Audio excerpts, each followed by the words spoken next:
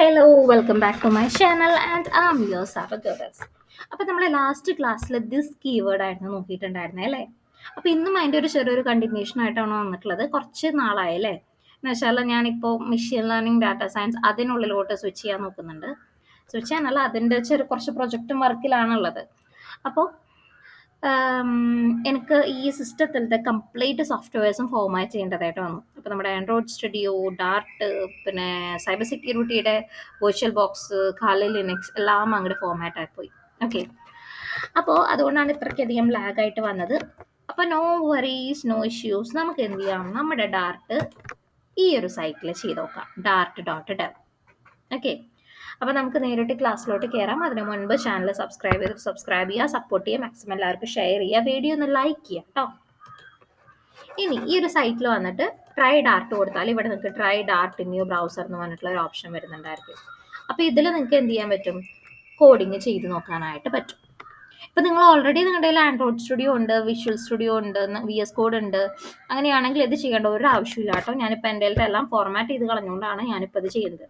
കണ്ടോ, ഞാനിവിടെ ഈ ഒരു എന്താ പറയുക, അനക്കോണ്ട നാവിഗേറ്റർ ഇൻസ്റ്റാൾ ചെയ്തിട്ടുണ്ട്. അതുകൊണ്ടാണ് ഞാൻ ബാക്കിയുള്ളതൊക്കെ കളഞ്ഞത്. അപ്പോൾ ഇത് കോഡ് ഇവിടെ എഴുതി കഴിഞ്ഞിട്ട് ഇവിടെ റൺ ബട്ടൺ ക്ലിക്ക് ചെയ്ത് കഴിഞ്ഞാൽ ഇവിടെ കൺസോളിൽ നമുക്ക് ഔട്ട്പുട്ട് വരും. Okay okay fine. അപ്പോൾ ഡോക്ടർ സൈബഗോഡസ്, നമ്മൾ ഒരു ക്ലാസ്സിൽ ഒന്നിൽ കൂടുതൽ കൺസ്ട്രക്ടർ വന്ന് എന്താ ചെയ്യുക, അതിനെ ഓരോന്നിനും കോൾ ചെയ്യാനായിട്ട് പല പല ഒബ്ജക്റ്റുകൾ ക്രിയേറ്റ് ചെയ്യും അല്ലേ? ഞാനൊരു എക്സാമ്പിൾ കാണിച്ചു തരാം. ക്ലാസ് ഡെമോ, ഇതിനുള്ളിൽ ഞാൻ ഡെമോ എന്ന് പറഞ്ഞിട്ടൊരു കൺസ്ട്രക്ടർ, വേണമെങ്കിൽ പാരാമീറ്ററൈസ്ഡ് കൺസ്ട്രക്ടർ ഞാനിവിടെ പാസ് ചെയ്യുന്നുണ്ട്. പ്രിന്റ് ദിസ് ഈസ് പരാക്കൻ, ചുരുക്കി എഴുതിയതാണ് കേട്ടോ. ഇനി ഇതിന് കോൾ ചെയ്യാൻ എന്ത് ചെയ്യും, void മെയിൻ ഫംഗ്ഷൻ ക്രിയേറ്റ് ചെയ്തു, demo obj1 equal to demo, ഇപ്പോൾ ഒരു വാല്യൂ 10 എന്ന് പാസ് ചെയ്യണം പാരാമീറ്റർ ആയതുകൊണ്ട്. ഇനി ഇത് റൺ ചെയ്യാം. അപ്പോൾ ദിസ് ഇസ് പരാക്കൻ എന്ന് പറഞ്ഞിട്ട് അവിടെ പ്രിന്റ് ചെയ്തിട്ട് വരും ഇല്ലേ? ഓക്കെ, ഇനി ഞാനിവിടെ വീണ്ടും എഗെയിൻ ഒരു കൺസ്ട്രക്ടർ ക്രിയേറ്റ് ചെയ്യണം, ഡെമോ ഇങ്ങനെ ക്രിയേറ്റ് ചെയ്യണം. ഓക്കെ, അപ്പോൾ ഇവിടെ എറർ വന്നു. കാരണം എന്താ, പാരാമീറ്ററൈസ്ഡ് കൺസ്ട്രക്ടറും ഡീഫോൾട്ട് കൺസ്ട്രക്ടറും ഒരു ഇതിൽ വരാനായിട്ട് പാടില്ല. അങ്ങനെ വരണം എന്നുണ്ടെങ്കിൽ നമ്മൾ എന്ത് ചെയ്യണം, ഇതിനെന്താക്കണം, നെയിംഡ് കൺസ്ട്രക്ടർ ആക്കിയിട്ട് മാറ്റിയിട്ടുണ്ടായിരിക്കണം. എങ്ങനെയൊക്കെ, ഡെമോ ഡോട്ട് ആ ഒരു കൺസ്ട്രക്ടറിന്റെ പേര് കൊടുക്കാം. ക്ലിയർ അല്ലേ? അപ്പൊ ഇനി ഇതിനെ കോൾ ചെയ്യണമെങ്കിൽ എന്ത് ചെയ്യേണ്ടി വരും, എഗെയിൻ ഒരു ഒബ്ജക്ട് ക്രിയേറ്റ് ചെയ്യണം, obj2 equal to demo dot A. Clear ആയോ? അപ്പൊ ഇങ്ങനെ ഓരോ കൺസ്ട്രക്ടർ വരുമ്പോഴും അതിനെ നമ്മൾ പല പല ഒബ്ജക്റ്റുകൾ ക്രിയേറ്റ് ചെയ്യേണ്ടതായിട്ട് വരും. അങ്ങനെ പല പല ഒബ്ജക്റ്റ് ക്രിയേറ്റ് ചെയ്യാതെ എങ്ങനെ റൺ ചെയ്യാന്നാണ് നമ്മൾ നോക്കുന്നത്. ഓക്കെ, അതിന് പറയുന്ന പേരാണ് റീഡയറക്റ്റിംഗ് കൺസ്ട്രക്ടർ. ഓക്കെ, അപ്പോൾ അതെങ്ങനെ ചെയ്യാന്ന് വെച്ചാൽ ഇവിടെ നമ്മൾ ഡെമോ ഡോട്ട് എ എന്ന് പറഞ്ഞിട്ട് ഇവിടെ കോൾ ചെയ്തില്ലേ, ഇത് കഴിഞ്ഞിട്ട് എന്ത് ചെയ്യുക, കോളൻ ദിസ് എന്ന് പറഞ്ഞിട്ട് നമ്മൾ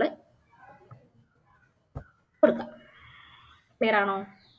ഇവിടെ ഒരു വാല്യൂ നമുക്ക് പാസ് ചെയ്യേണ്ടതായിട്ട് വരും. അപ്പം ഞാനൊരു 0 എന്ന് കൊടുക്കാം. ഓക്കെ, പക്ഷേ ഇതിൻ്റെ ഒരു പ്രത്യേകത എന്ന് വെച്ചാൽ ഇതിന് നമുക്ക് ബോഡി കൊടുക്കാനായിട്ട് പറ്റില്ല. അതാണ് ഇതിൻ്റെ ഒരു പ്രത്യേകത. ഇപ്പോൾ മുകളിലത്തേലൊക്കെ ആണെങ്കിൽ നമ്മൾ ബോഡി ആയിട്ട് എന്ത് കൊടുത്തു, പ്രിന്റ് ദിസ് പരാക്കോൺ അങ്ങോട്ട് കൊടുത്തിട്ടുണ്ടായിരുന്നു. പക്ഷേ റീഡയറക്റ്റിംഗ് കൺസ്ട്രക്ടർ, ഇതാണ് റീഡയറക്റ്റിംഗ്